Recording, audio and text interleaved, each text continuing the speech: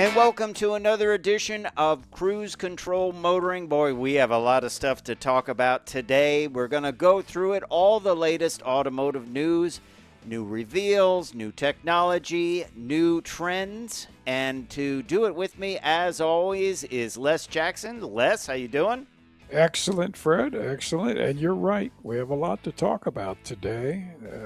We always do, but today we've got, wow, sort of surprising stuff. A potpourri of automotive. A potpourri. A potpourri, yes. Okay, well, we're going to get started.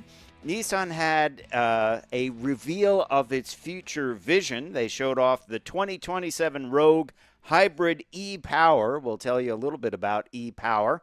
And the new Xterra. They did a little bit of a teaser for that. They also talked about how it's all going to play out for Nissan and even Infiniti. So we'll discuss. Excellent. And the Ford CEO says Chinese cars could put us all out of business. We've heard this before, not about Chinese. But anyway, does China's auto business have big problems of its own?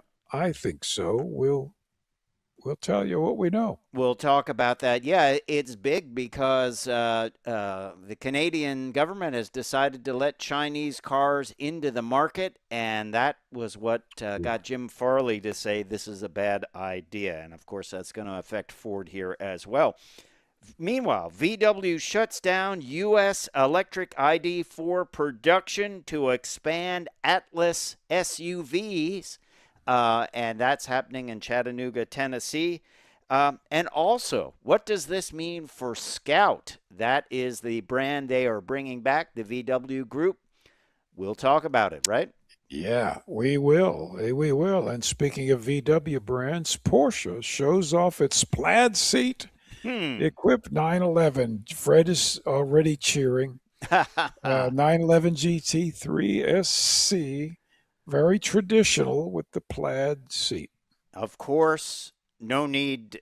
I was going to say a trivia question, but I know you know the answer. The other vehicle that has Plaid seats, and I always love it, is the GTI. Golf GTI. So I kind of like that. I always say they look like golf pants from the 60s. Yeah, they're kind of cool. Yeah. And you have a story about car colors, right? Yes. Why are boring colors the most common colors? We will explain why that is. Boring. And things are not so boring over at Jaguar, but they may be going from bad to worse. Pretty much when you have nothing to sell right now, that's bad, right? Well, it's basically they're almost at worse at the moment.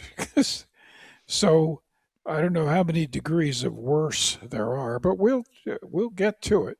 Yeah, we will get to it, and that is all coming up on this edition of Cruise Control Motoring. Okay, well, Fred, let's get started with Nissan and their Vision event and their first look at the all-new 2027 Rogue Hybrid e-Power and the return of the Xterra. Now, the e-Power is pretty handsome. They've done some nice things to it down in Asheville, where they build these things, and they offered a first look. We actually have photos. So far, it's a big deal for Nissan because it's their bread and butter vehicle. And they're not going to mess it up. I certainly think they haven't messed it up with this one. Yeah, it's a lot more angular. It's got that kind of origami look on the sides with folds and creases. It's got the distinctive front end that we've seen, kind of the V-shaped front end that we've seen on a lot of Nissan vehicles. Just to let you know what e-Power is, that small e power, as they call it. There's no direct engine drive. So the engine works only as a generator. It has the EV driving experience because the wheels are powered only by electric motors, so very responsive acceleration. High efficiency and range. The engine operates at a fixed optimal speed to maximize fuel efficiency. So it's just running like a generator runs. It doesn't It's go a up and generator. down. Yeah, Yeah, and they haven't made the mistake back in the Volt days at GM of calling it an extended range electric. It is, but that's confusing. This is just e-power. It's electric power with a generator, right. and it has essentially an unlimited range. Yes, the engine, the system, the total system, I should say, has a 201 horsepower output on certain models. We don't know which ones that will be, but this is going to spread out across the Nissan lineup. No charging required, of course. You basically fill the tank, keep the generator running, and Yep. it features one of my favorite electric vehicle aspects of one pedal driving. I love one pedal driving on electric It, vehicles. yeah, it's the best thing in the world for traffic. Yes, and basically, it's sort of like a golf cart. You push down to Yeah, go, you lift up to stop, and I think to me that works well. Some people don't like it. You like it though, I know. I like it. I do. I do say I've talked to people who don't like it. Usually, automotive journalists, uh, for reasons I don't understand. But I have my opinions, but I'll keep them to myself. Um, but the fact is, it works great. It's everything you want in an EV, Mm-hmm. and then more. Yeah. So what's not to like? I just I don't see any flaws in the idea. Yeah. Well, of course, they brought out another hybrid, which was basically the Outlander, the Mitsubishi Yeah, Outlander right, hybrid, right. which is looking more now like a stopgap vehicle, like a 1 or 2 year vehicle to me, right? Yeah, I'm not too sure how they're going to keep that or how long they're going to keep it. Maybe it'll just become kind of a sideline product for them. I think maybe it's just a 1 or 2 year thing, and they'll Yeah. move on. One thing that people are excited about, though, is the Xterra coming back. We have a teaser photo. Yep. Just the front of it. It's got a big. Well, it has the three clearance Three lights that lights. We everyone have loves. three. That We have is three lights. that is So from the Frontier. yes. Some of the higher end Frontier models. And it symbolizes toughness and off road. But when you look at it, it doesn't look like a truck in the front. Uh, No. it sort of looks like a sports car. The hood rolls down. The I'm not sure where the headlights are. We see a couple of running lights. So this is going to be an interesting vehicle. Remember, the Xterra to me was one of the most unique looking vehicles when it came out. It really looked different because it's very angular. And this hood is one of the most aggressive, uh, aggressively styled hoods that I've seen in quite some time. How about you? It is. It is, and it is angular still, and it's got big NISSAN Yeah, you can't miss that. imprints on it. Um, I I dearly hope, I pray that they don't try to make it look like the Tesla truck. Oh no, I don't think so. I don't. You I mean the mean, the Cybertruck? I don't think yeah, so. I'm sure they won't, but I have that fear. A Cybertruck fear? Yes, Yeah, a cyber truck fear, yeah. an They ugly fear. the good news here is, and we should talk a little bit about also Infiniti plans because obviously that is the high end brand of Nissan. But just to put a button on the Nissan story, this is great. They are really coming out swinging. They're not saying, well, we'll just discount prices and we know we are in trouble. We'll keep old models going and put a new wheel design on it. They're coming out with new models. They're freshening their lineup. They're dropping models that don't sell, and they're coming out with some Halo products. I think it's fair to call that Xterra a Halo product, wouldn't you? Yes, very much. So this is exciting. A year ago, we were wondering whether Nissan was going to be around a year from then. Right. And things are looking pretty positive.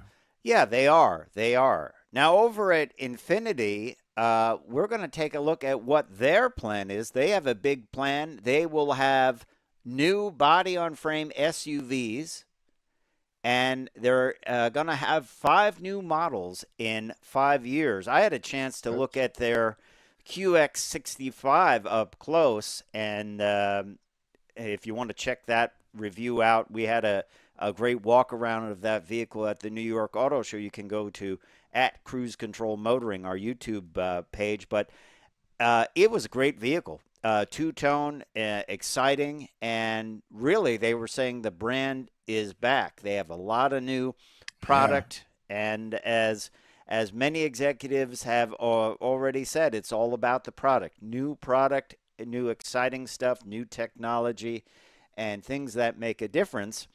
And Infiniti is going to, as I say, 5 new models in 5 years, body on frame, SUVs. It's interesting. You look at the Boulder concept that was revealed at the New York Auto Show over at Hyundai. Kia and Hyundai forging ahead with body on frame Oh, vehicles. yeah. Yeah. So that way of building a vehicle is not going anywhere. Matter of fact, it's going to get a lot of new entrance into that kind of genre, right? It is. Just when, a few years ago we thought that it was going away completely. Well, it's not. It's got a lot of advantages, and they're doing it. So this is just great. New metallurgy, new designs. It's exciting. Yeah, exciting stuff. Exciting stuff for sure. For sure. Well, another interesting point about Nissan is the fact that they have, unlike many other manufacturers, they have stuck with the V6 engine, right? It is in the Yeah. Frontier, it's in a lot of other vehicles where Toyota has gone with a turbocharged four-cylinder engine. It's like the vast Yeah. majority. Nissan is seeing this now as a differentiator where they're saying, look, we're not trying to squeeze 300 horsepower out of a 2.5-liter engine. We're going to use bigger displacement and in many cases, natural aspiration to make this happen, this power happen. And I think it is a viable thing to push as a differentiator, don't you?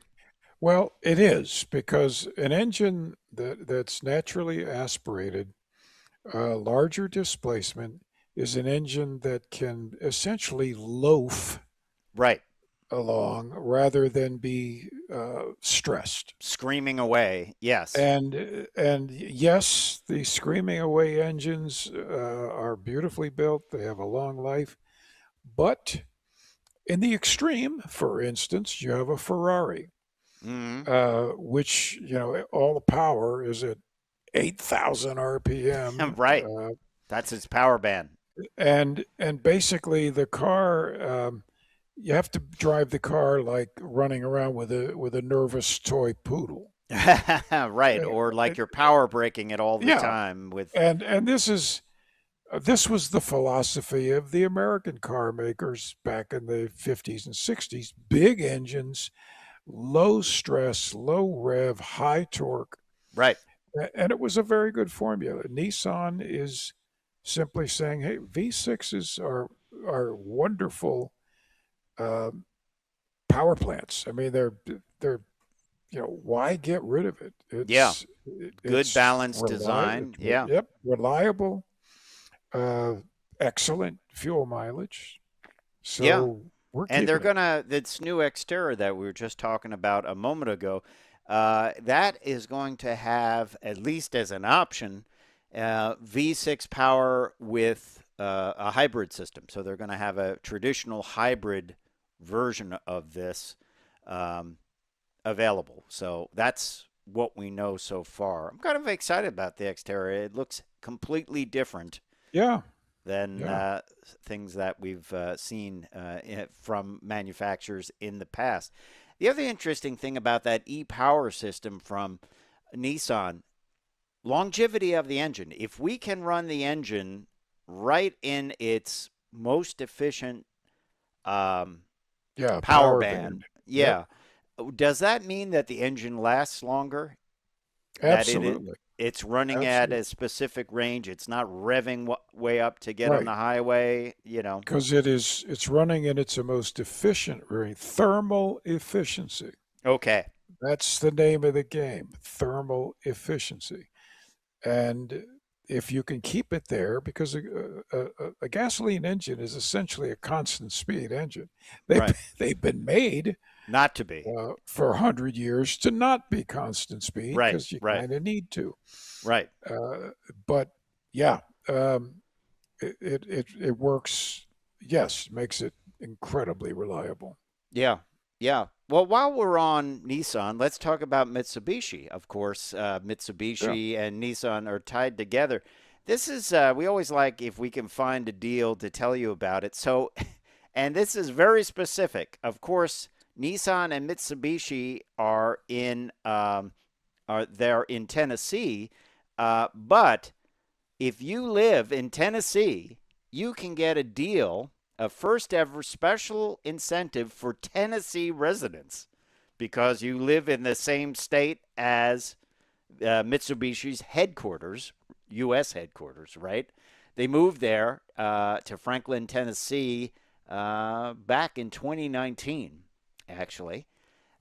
So you can get Hmm. a cross sport, and it can be Outlander Sport, I should say. I didn't mean to say Cross Sport. That's another model. An Outlander Sport. They pricing starts at $24,000, but you can get $1,000 incentive just for living in the state of Tennessee. That's pretty good. That is pretty nice. And you I can guess, stack it. You can stack it. So if you're eligible yeah, with for, other let's say, deals. coming from another brand or Right. a military or law enforcement first responder discount, you can stack it. So it's not like, oh, you got to take one or the other. I think it's a good deal. Good little vehicle, right? It's very attractive. I just think, why wouldn't you at least go look at the vehicle, see if it fits your needs? Um, it's terrific. It's like a friends and family deal with the factory, uh, Exactly. Only if you live and in Tennessee, though. but you have to live in Tennessee. So, but hey, $1,000 is better in your pocket, and you Oh can yeah, use it especially to these buy some days. Yeah, gas. Yeah. yeah. So good stuff. Good stuff. So keep that in mind if you are looking at vehicles, maybe especially if you live there in Tennessee. Over to Ford. This is an interesting contrast here in stories. If you know, in the open, I said Canada has decided to open its doors to Chinese vehicles. And I kind of think once you open them, you're not going to be able to close them. Those hinges are going to You're right. rust solid. You're right. Um, I look at the UK, what happened there. It's all Chinese cars riding around in London. Not all Chinese, but a vast majority of regular vehicles, other than the Rolls and the Hmm. Lambos and the other stuff in the very well off areas. There's a lot of Chinese cars. MG, they sold the brand to China, and they're just small, cheap but cheerful vehicles, but they have the old MG logo on them. I don't know why China is doing this, but they are welcoming brands like BYD and others. These things are going to sell well sub 20K probably. And how do the Yeah. others compete? They don't. People shop price. They may not care, you know? Well, yes. Now, I can't, I don't think either of us can tell you what their reliability is or their safety. No, they may be a Uh, throwaway car, they could be. You They keep it could for a be. couple of years and But even then, a throwaway car is very desirable for a lot of people. Well, You and I know, also wonder about, materials and outgassing of who knows what is in well, the yes, car and yes, safety. And I mean, the main thing is here why they build them so cheap. It's because the Chinese government is part. You have to, when you open a business in China, it's not like, oh, Fred and Les are going to start a business. It's like, oh, that's but wait, there's a third partner, and it's called that's right. the government. Um, Yeah. so they put money in and they want to cut. It's like Well, yes. Now, so Jim Farley's right, by the way. the CEO of Ford. He is very worried about it. He was interviewed by Bloomberg about this, and he said if we do that in the U.S., they could put all not just Ford, all car manufacturers out of business, right?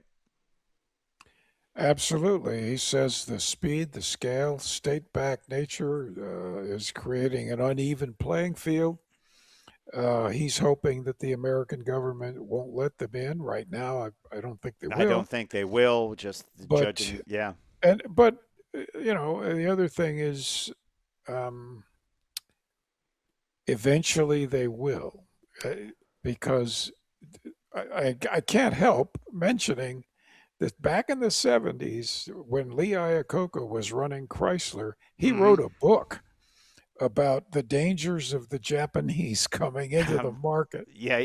Let's and just say they're warning not them, leaving this market. needless to say, he warned that it was going to really cut way down on American Yeah, industry. Yes, it did.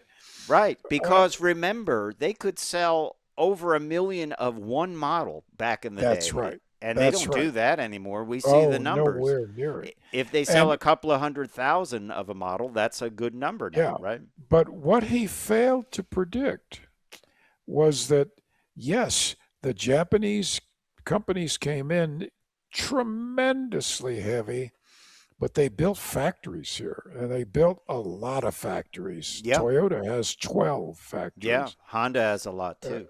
Honda has, I believe, 8 or 9, Nissan and has a lot too. on and on and on. So they created jobs. Yeah. Now, will the Chinese do that? I don't believe so. Because I don't think they're structured that way with their government ownership, as it were. But they could hurt, Yeah. and Well, right now, yeah, and Jim Farley talks from knowledge because he's doing the right thing. They are buying Chinese cars and he commutes in a Chinese car, which he said he actually likes.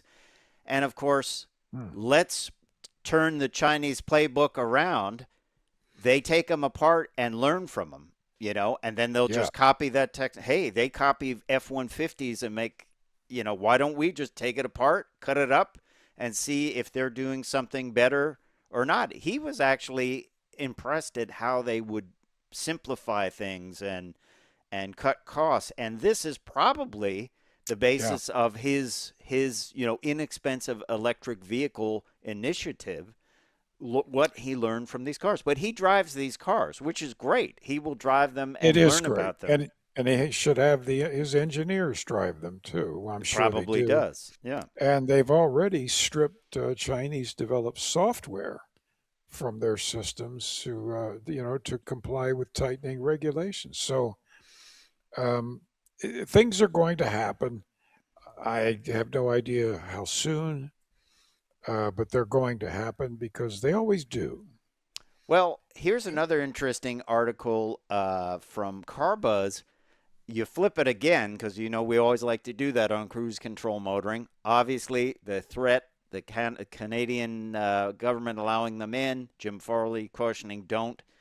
Yep. But there are signs, according to this CarBuzz article, that the Chinese auto industry is melting down, and it was dominant in many areas, but it expanded too rapidly, and now the market is oversaturated, and it's forcing companies to cut prices, export aggressively, and they warn the current model may be unsustainable without consolidation as weaker brands disappear. Yep. Now, yes, that is kind of like how business works. You know, we Yeah, always say at the turn of the century there were hundreds of car manufacturers. Even as electric cars ramped up, there were many like Electric Detroit, and there was a yeah, company that was taking old, I think they were Nissans or something, and putting electric drivetrains in. They're all gone. A lot of them are gone. But, you know, that's kind of the nature of business, whether it's government partnerships or not, you know, it kind of all settles out. But the thing is, I think back to what Jim Farley said, one BYD or one Great Wall or you know or just two or three of those brands, the ones that survive, could wreak havoc here.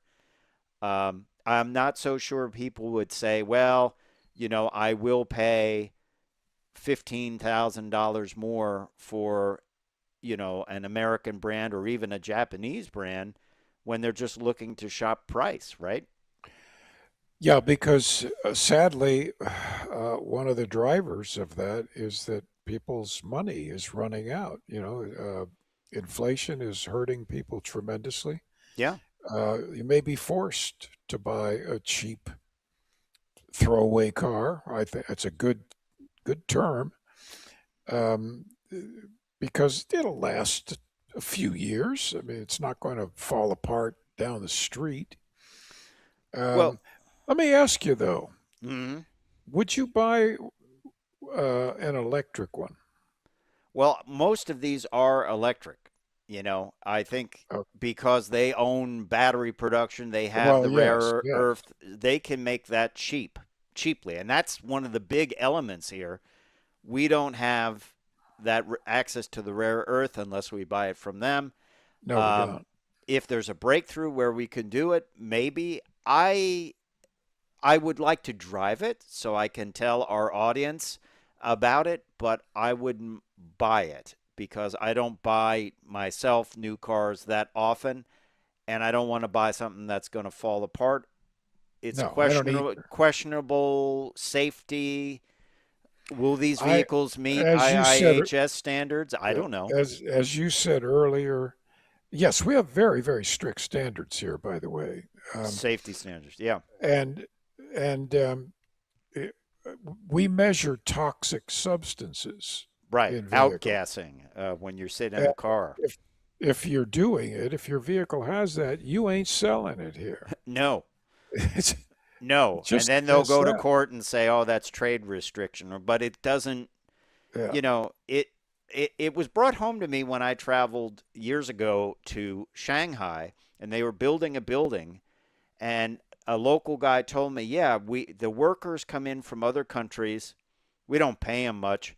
They live in a container, which, as a high-rise building is built, they Wow. just lift the container up."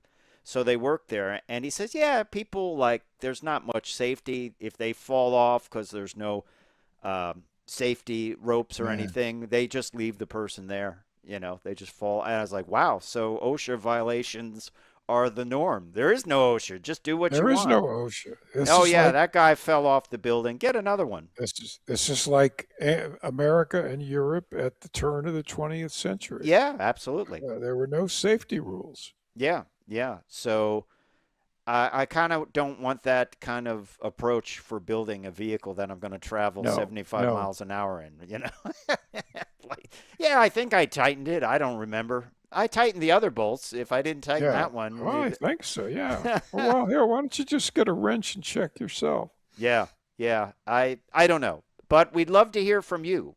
If there was something like a stylish $15,000 new electric vehicle from BYD or whoever, and it was a Chinese manufacturer, you're not familiar with them, would you buy it? And people will say, like, well, you know, I maybe bought one of the first Hyundais or Kias, and it wasn't that great, but they wanted something cheap. Maybe they will, maybe they won't. But Well, leave us a note in the comments for that. that's the thing. Yeah. Um, Um, you buy what you can afford. but I would like to drive it. I would like to see what it's like, and I think it's great that Jim Yeah. Farley I is would doing like it. to put it through its paces. Yes, yes. One vehicle that I put through its paces and I always liked is the ID4 from Volkswagen. But they announced this week that they are killing U.S. That's it. production of it in Chattanooga, Tennessee plant to divert their capabilities to the new Atlas, which was just revealed at the New York Auto Show. We did a little walk around of that. We'll put a link to that, but um, it just shows the sign of the times. I'm sure due to volume, it makes sense both financially and both tariff wise for Volkswagen to do this. If this is your most popular vehicle in the US, why not build it here, right? Exactly, exactly. And it is incredibly popular. The ID4 is just not a big seller. Yeah, it's a great vehicle. I've driven It's it. terrific, but it's, when you're only selling probably one to every 20 Hmm. Atlases, uh, I'm sorry, you lose. Yeah, yeah.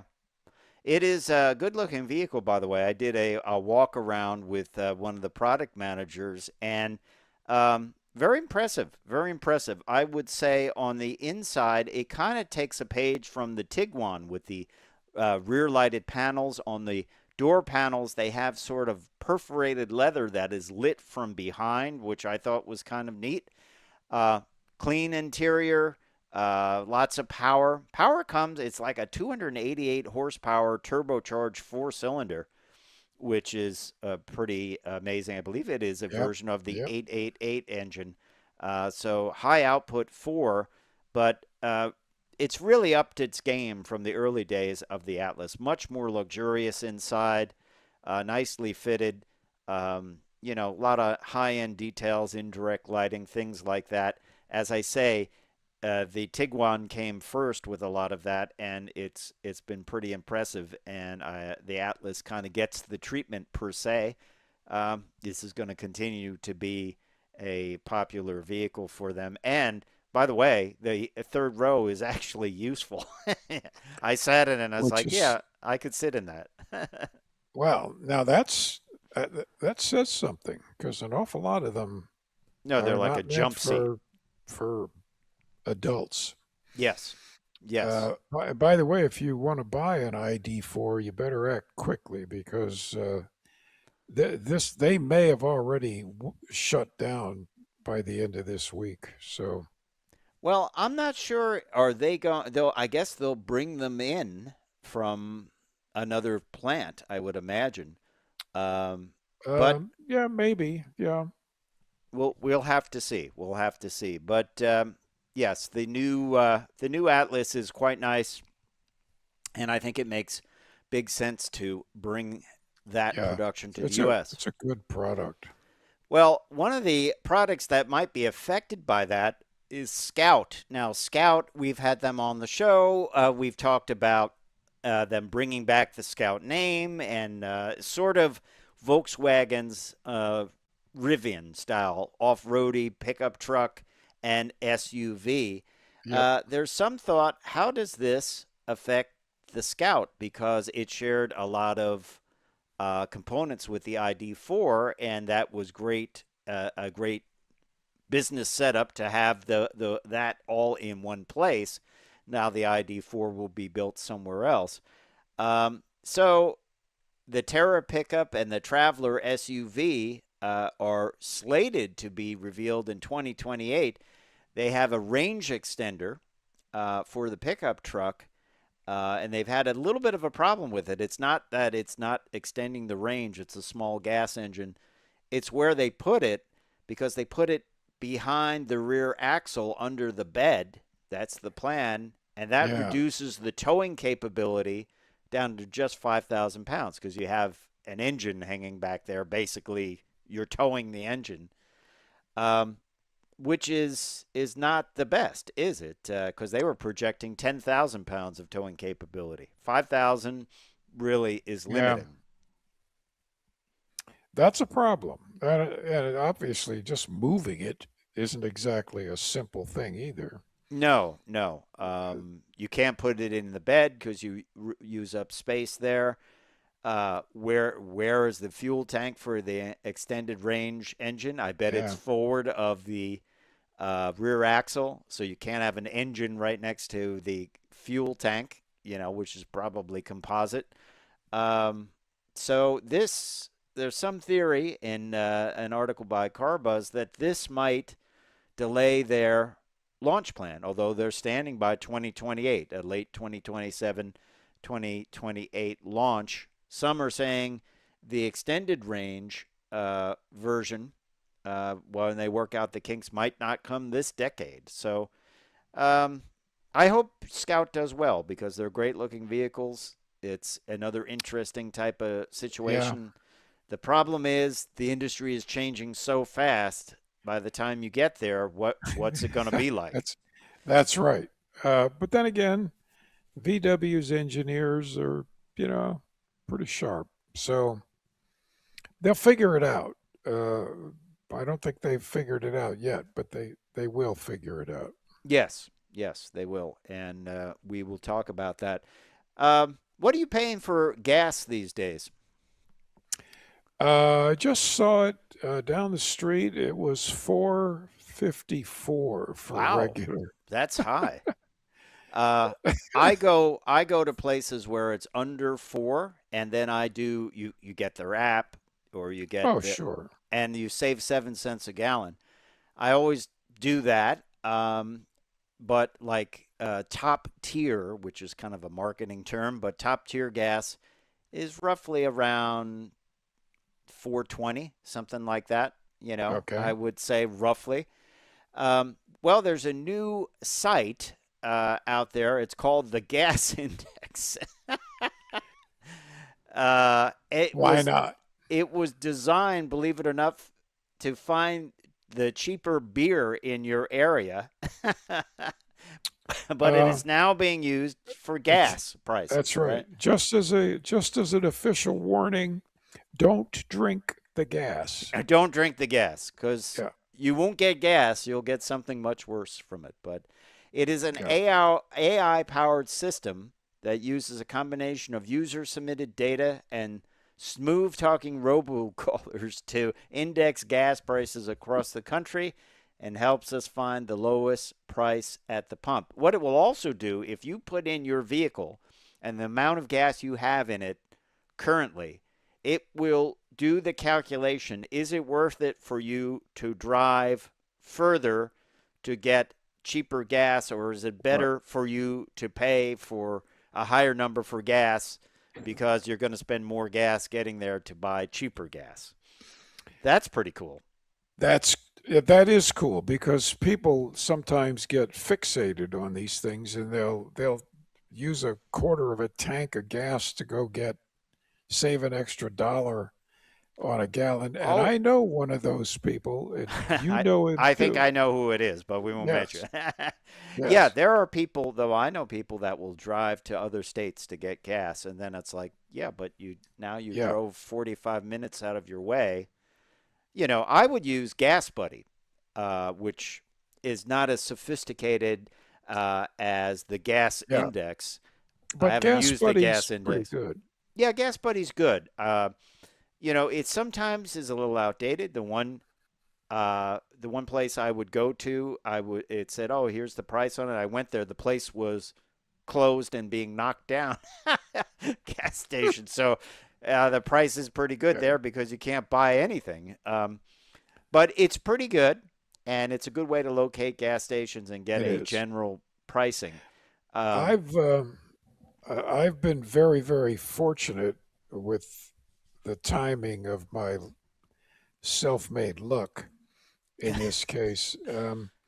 I have, and it's perfectly legal. I'm in possession of 31 $25 gas cards from Exxon. I'm afraid to ask how you came by them, but They're all a rewards thing that okay. I took advantage of. So right now, I kind of don't care, but they will run out, Yeah, and, yeah. and then I'll have to buy the gas. So I am paying attention. Well, I'm finding that roughly a quarter of a tank costs about $20 or slightly under. Yeah, yeah, Uh, yeah. so so that is kind of my rough diagnostic. I urge people though, do your research, find a gas station that's less expensive in your area, get their app. Some you just have to put your phone number into the pump and Right. hey, it adds up. I mean, there's one that gives me 8 cents off, and I always am It happy when adds it up. says you saved 8 cents per gallon. I know. And yep, you get fuel points for Harris Teeter food and I think I for get other free grocery Slim store. Jims and stale donuts. Yeah.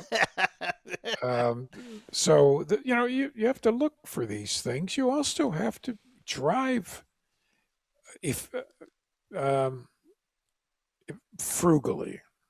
Well, yeah, that's true too. That's Yeah. true too. Within And reason, all within reason. I have not seen that activity yet on the streets. I don't know Oh about no, you. not at all. Not at all. Yeah. I've seen. I was just on the highway recently, and I have seen many people trying to change laws of physics where two objects can be in the exact same place at one time, Yes. especially Yes. during lane changes, if you Oh know what I yeah. mean. Oh yeah. Yeah. It's like that's So not going to work. He's there there seems to already. be there seems to be no behavior change yet, even though the people misbehaving might be driving big 3-row monster SUVs. Yeah, Uh, that apparently is true. they have a lot of money. Well, let's talk about other people that have a lot of money because we're going to talk about a new Porsche special edition. It is the Porsche 911 GT3 SC. Oh, look at those plaid seats. I Wow, love it. I gotta tell you, The golf pants. even I would get those seats. That is Uh, cool. That is cool. it's Well, let's just talk about this special edition. yeah, It is a 4-liter boxer engine, naturally aspirated, which is a plus sometimes, having a naturally aspirated engine. 502 horsepower, 331 pound-feet of torque. It stands SC for Sport Cabriolet. It's got carbon fiber fenders and doors of the 911 ST, black windshield frame. It gives it an unmistakable look. This is a powerhouse. I bet it sounds incredible. It's only it's a lightweight vehicle, 3,322 pounds, despite having an automatic rooftop there, which adds a lot of weight. Probably, I yeah. bet that adds 200 pounds. Maybe I'm being too aggressive there, Well, but that's got some weight. so lightweight body components, as I said, are all borrowed from the 911 ST, and it calls it a sporty, elegant interior. I love the Plaid though. I never knew that was part of Porsche's sort of heritage. I just thought it I was never a knew Golf either. GTI. You know? I never knew either. But I guess maybe it's part of the corporate thing. Yeah, a real Uh, manual transmission. Look at that, 6-speed manual. yeah, look at that. Wow. How many people can drive that, Fred? I don't know, 5 maybe. Yeah. Well, no, not counting you and me. Yeah, Uh, I like the cargo box behind the storage box. It's an extra cost option. It weighs only 22 pounds. It can hold 2.8 cubic feet. I kind of like that. It's like it prevents stuff from flying around in the vehicle, yeah, that is important, and really. you don't have a back seat. The Yeah, what I used to call the insurance industry back seat because you pay yeah. less. So, what do you think? You putting in an order? As soon as I get an open parking space down in our garage, um, because I don't have any room down at the shop in Woodbridge. Well, I'll tell you what you're looking at here. We're looking at some numbers of $273,000 in, Oh dear. including the $2,350 delivery fee. It is expected by the Ooh, fall. There's that storage box. I love that. I mean, I don't know what the cost of that is, but you might as well that's pop for nice. that too. It's That's nice. nice. Yeah. Um, yeah, it's quite the machine, though, for sure. For sure. Don't you So think? the delivery fee, they're bringing it directly to your house, I guess. I don't know. I really don't know. Whatever, but yes, that's more money than 50,000. Uh, It's more money than the average price. Yes, it is, 273. yes. It's So it's really 279,000, 280 among friends. a Um, However, it's the real deal. These are I've never met anybody who has one that doesn't love it. Did I mention it has plaid seats? Yeah, and there you are. It's a Porsche. It will be a memorable thing. It might be a aspirational vehicle for Oh, many. very yes, that's right up there with Lamborghini and Ferrari, Maserati. Yeah, yeah, Um, they're great vehicles for sure. yep. Here's a little bit of interesting trivia. The last rear drive V8 powered sedan sold in America today. What is it? Do you know what it is? The last rear-wheel drive. V8 Yes, I powered. do. I do, as a matter of fact. Okay. Um, I think most people would this be the last thing they would think of now, because you would think they would say, well, Corvette or But it's not a Mustang, sedan. Not a sedan. uh, right? Um, but what it is, it's an American manufacturer, Yep. and shall we tell them? Sure. It is the CT5 Cadillac V. CT5V Blackwing. Yeah, It comes with a hand-built 6.2-liter supercharged V8 with 668 horsepower, mated to a standard 6-speed manual. this is essentially a Corvette engine, Yes. Yes. And which it always has been in the CTSVs, but got the good uh, stuff too. Carbon ceramic brakes, enhanced yeah. suspension tweaks, Michelin Pilot Sport Cup 2R tires. Um, now that's a collectible, future collectible, isn't it? It is. It is. You don't expect this, but it's real. It's definitely like a GTO or some kind of uh, an X vehicle that you don't expect this to have that kind of output. Yeah. But But there it is, and they're fun to drive. well, I think eventually it will be not replaced, but augmented by chargers. I think we're going to be talking about that very soon. That they will be getting the Hemi back in there, and that will be a rear-wheel drive sedan with a manual. Yeah, probably, right? I Yeah, would imagine. Yeah. So, yeah. but right now, there it is. It is the Cadillac CT5V Blackwing. Of course, Blackwing was that hot V engine where they had the supercharger right in the V of the engine, Yes, yes. and now it became a performance variant. It's the engine is no longer made, but it became the name of these high-end performance versions. Right. That was a nice bit of tech, that Blackwing engine, Nice and bit of tech. Probably not great for longevity. Well, for reliable longevity.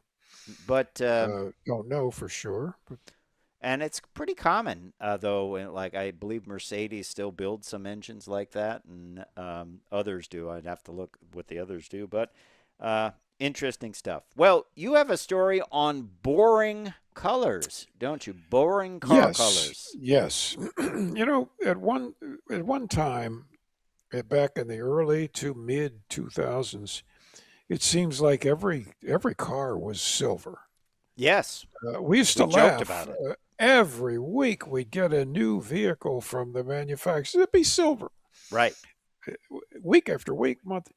That is not true today, but what is true is that black, white, gray, and silver um, are what you see on the roads. And what you see on the roads, 80% of the vehicle that you see on the highways is those colors. Yeah, absolutely. so, so Boring. that's boring. Yeah. Uh, and okay, so why? Why is this? Is it Mm, because people are boring? not all people. Uh, That would be a big statement. that would be a big statement, and I don't think it's true. Yeah.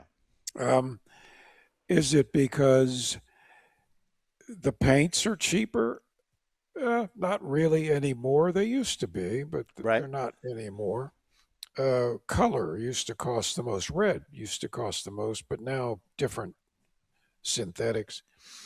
But basically, that the neutral colors uh, make people, many people, feel there's a far lower risk of either being hit um, and also far lower risk when you're selling the vehicle to having a lot of people come and look for it. Is that um, true? I don't know. I think some of the colors that I would scratch my head out is baby diaper brown. I've seen some of those Yes. Oh colors that I boy. just don't think it looks good. And some of the lime greens, and that And that would be a risky color. some of the weird yellows, Yes.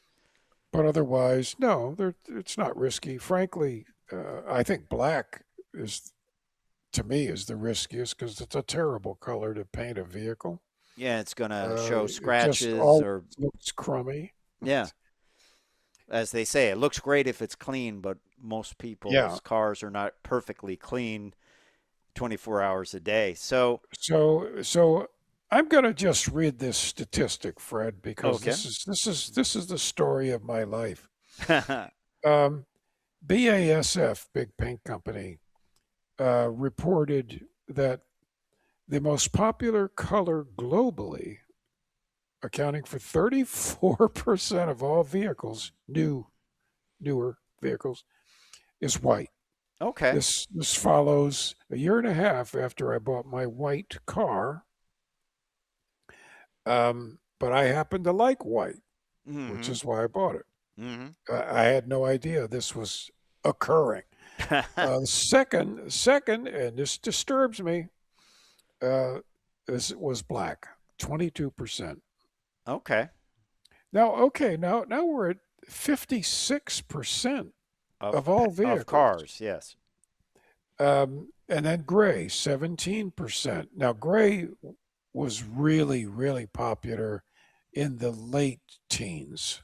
Yeah, that was the safe play, Oh And we boy, used to joke every press vehicle we got every was person. gray.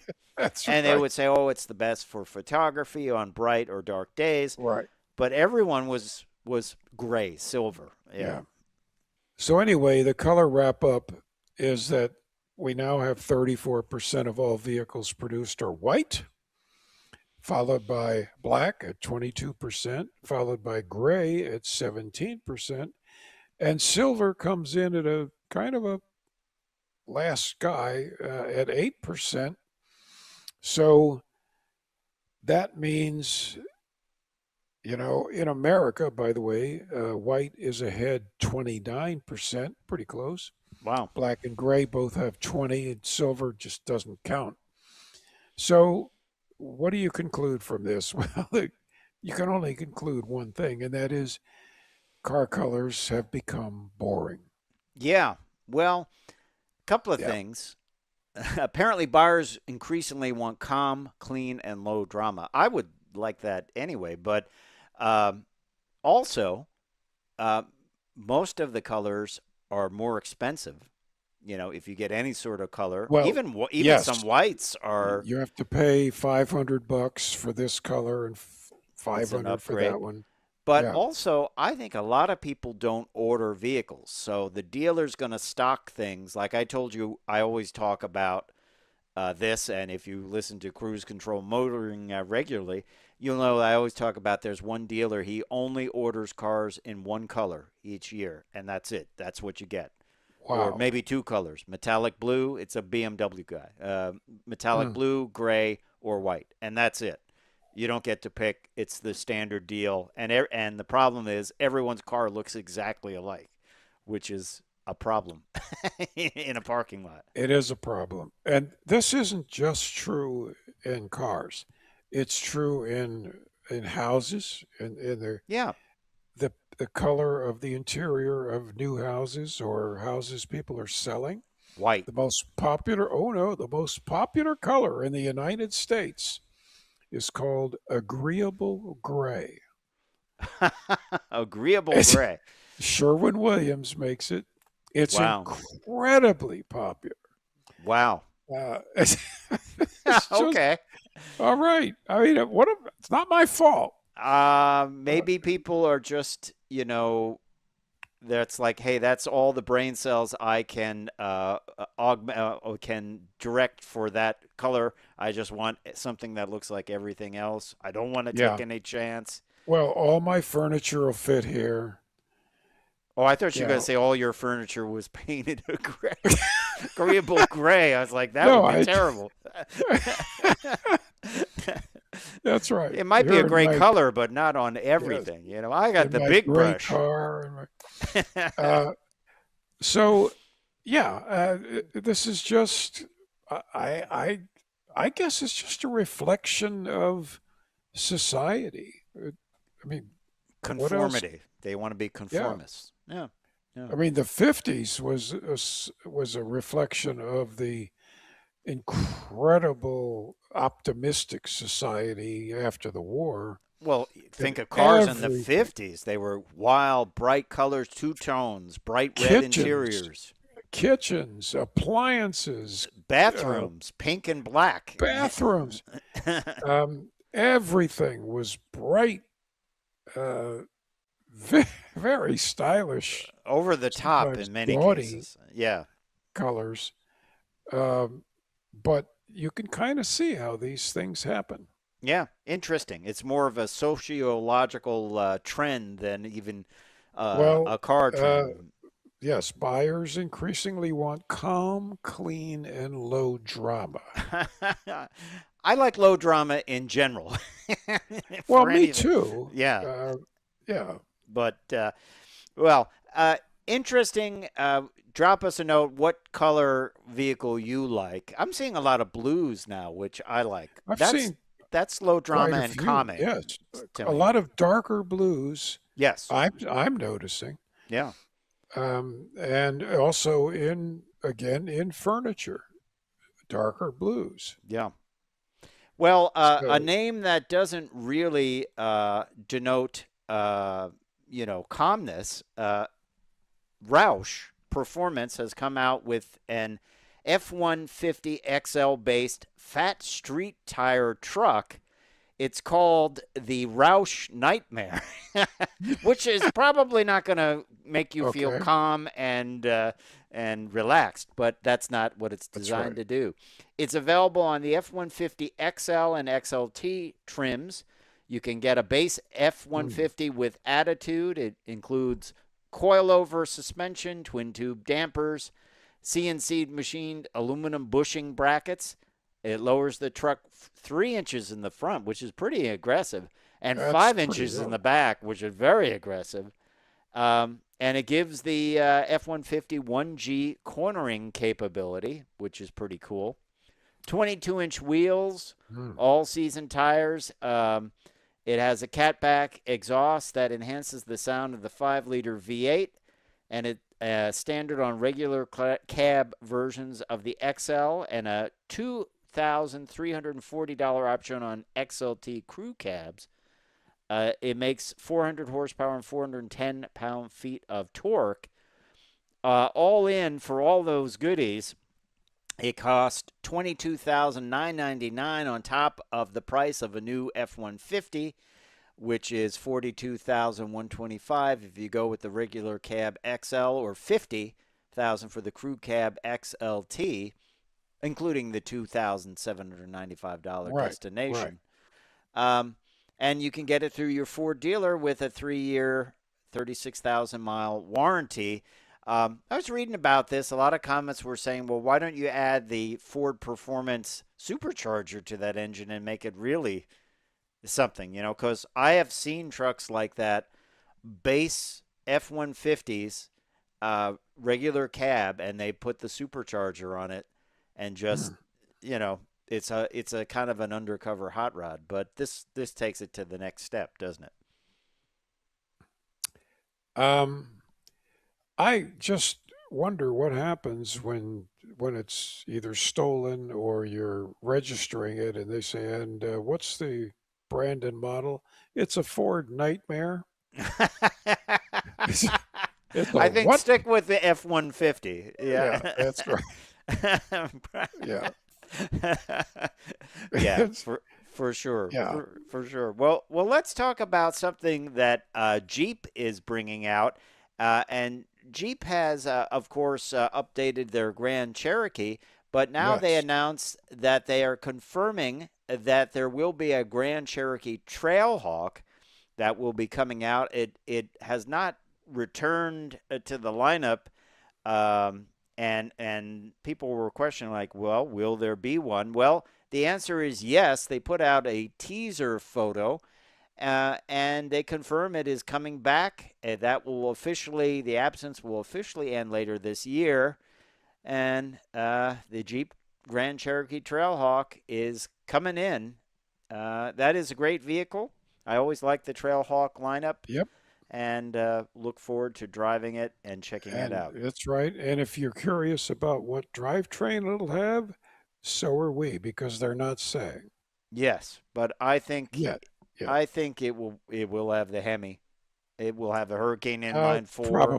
Probably will. They seem to have a big warehouse full of enemies, Yes. uh, and people love them. So You have a why not? story on Jaguar, right? Jaguar, of course, it is one of the strangest scenarios for any car manufacturer.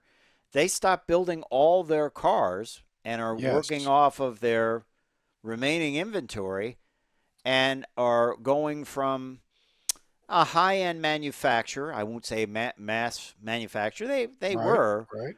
but they are going to just bespoke. I had to use it. I'm sorry. I know Uh, you. I know you had. Yep. High-end electric vehicles at a point where a lot of people are moving away from electric vehicles. Of course, the Type 00, they've been showing that, but it has not materialized yet. Um, so things are kind of going from bad to worse right now, right? They had a problem at one of their plants, the Solihull production plant. They had a cyber attack. Doesn't seem Yeah. great, does it? I mean, things are just the cash flow is becoming cash bleeding, and when you don't have anything to sell, it's hard. It's hard to bring more cash in. It's really they've got a pause that was a scheduled Easter shutdown. I don't know what well, they shut down Range Rover because they certainly didn't shut down Jaguar. Um, Nothing to wi- shut down. Nothing to shut down. It's already shut down, and they're saying that they're navigating a super tough export environment while trying to protect cash flow. Well, what are they exporting other than Range Rover? Right. It wants to build electric Range Rovers. Um, I I don't know, Fred. I mean, I don't understand how they can just survive and not put anything out the door. Yeah, I mean, they're not just doing refreshes on their vehicles, they're changing the whole lineup. They dropped all their vehicles, they had new ones planned. And then new versions of the F Type and others. And then they just killed it all. I mean, they basically did not have enough capital to maintain what they were doing No. and also develop new cars. I think this is not a great scenario for them. They are almost disappearing. I think once you're not available, people sometimes don't go back to you, you know. And do you want to be a niche electric car player? I don't think there's enough money in that. Do you? Well, no, I don't think so. We already have a lot of electric car players that have to, really sweat. So can they go back to some of their tried and true models? I don't know that. I hate the Not thought sure of they a want to. fire sale and they just take the Yeah, Jaguar name and the Chinese buy it and they put little compact cars together and put the Leaper on the front of it or something. I hope it doesn't go that way. yeah. So there's this one facility, Solely Hall, uh, that all eyes are on, as they say, because they may underpin the company's future. If Jaguar is to launch expensive, low volume, margin critical EVs successfully, the factory will have to be ready. And what if the quality isn't there? Yeah, you're basing your whole future on one car. That Yeah, is admittedly a low volume car. Uh, I don't know. Maybe they know something we don't, but it. I don't want the I Jaguar just legacy to disappear. no. I mean, this is such a great legacy, um, and such a huge number of enthusiasts in the world who have enjoyed the cat's roar. You know, if the Queen was still around, she would step in. She was a You're car right. person, and You're she right, was and certainly a British. so is King Charles. Yes, I think I would say, can you tell me what's going on? I would Yeah, bring them in. yeah. Okay, Uh, is there something I can do to help you here? I'm concerned about the immediate state of this, and it's sad. It's sad. You think about that. Hmm, it really is. I don't understand how that idea got approved by the board. I'd be I don't like, either. so we're Uh, not going to build anything, and everyone will forget about us, and then we're going to come out with a niche product instead. It doesn't. That's kind of it in a nutshell, right? yeah, that's right. I mean, how did they pick this time to execute its internal reframe? How'd they get permission for it? Right. I mean, Um, wouldn't the you way to can't. do it be make this Type 00 a separate high-end brand like their Right. Infinity or something like that, like a high-end model with the bespoke series, and then build the other vehicles in the meantime to feed all that. I mean, I don't know. Maybe we're missing something.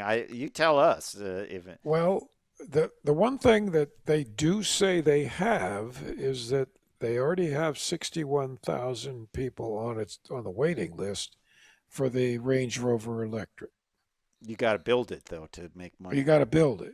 And 61,000 of that's your only model, and Okay. not Well, all of them are going to buy it, right? well, that's right. But if they did, that's giving you maybe one, not most of a year of business. Yeah. And then what? And then what? Because that's what I, that I, let's face it, what we do talking about the auto industry is and then what? Hey, that's a great model. And then what do you have and next? then what? Yeah. That's right. Hey, that What are entertained me for 5 minutes. Now, what's the new model doing? Yeah, as we have heard from successful CEOs so many times, it's always about the product. Yeah. And it doesn't mean you had to go to business school for this. If you sell cars, people are going to walk in. If you don't have what they want, they're going to walk out. They may not come That's back. it. That's it. That's it. So, and So, and everyone that right wanted a now, Jag found something else to they buy, sure did. and they'd say like, "Hey, this is great. It gives me a different style. I like it better." And look, they have a full lineup of SUVs and small cars and whatever, and they don't go back. I think it's very, it. They call it conquests. It's hard to get conquests Yeah. in the auto industry, get people to switch to the brand. So I don't know. Someone please explain it to me. I just hope they pull this off. I really Me too. do. I would miss them. Yes. Um, I just don't know how they're doing this. Well, let's end on something completely different. Okay. Apparently, a we were talking about Chinese manufacturers and car manufacturers. Apparently, they have this one manufacturer has an authorization number, which I guess is like their patent, CN224104011U. It is for a drawer that pulls out under your seat that is a toilet. That's going to be sweet. Somebody using that in the car while you're driving, right? Okay, the first thing I think about is all the passengers, Yes, they're going to want to jump out of the car at highway speeds, right? especially while you're using the toilet paper. It pulls out, it sort of like pulls out from the bottom of the seat. And as this article says, that's a whole new level of awkward because even if Yes, you're the only one in the car, what are you going to park in a parking lot and use that? And then here comes the guy next to you to pull out his car, and he's going, "Hi, how you doing?" it's there's a picture of it. Yeah, We actually have the patent picture, yeah. and it's as disgusting as you can possibly think. Where the fluid is sloshing around, not terribly sure. I don't think I want to know. Hmm. It looks like a portable potty seat that a baby would use. Right. But That it's in the that's shared space of your interior of your car. so there you are, half naked in the car, Using this contraption. using it next to the driver, whose head is out the whose head Yes. is out the window. Yeah. It's Um, it's pretty I, terrible. I well, I just don't believe. I mean, I don't know. Maybe different cultures would do this, but whenever I have been in this situation, I pull off the road and I go behind some bushes. All right. Well, maybe but Yeah, I just don't think it's something for shared space. Maybe they didn't think about this. But I just don't think it's the way to go. But hey, no, innovation. Everyone else has a different take on it. So yeah. I don't want that it's though. That I'll pass on that option. Uh, yes. I think just because you can make something doesn't mean you should. yes. But enjoy yourself. And as Jeremy Clarkson used to say, on that bombshell, we hope you've enjoyed this edition of Cruise Control Motoring. Don't forget to like us on social media, subscribe, do all those things. It really helps out. It's time for me to say I'm Fred Staab. I'm Les Jackson. We will see you down the road.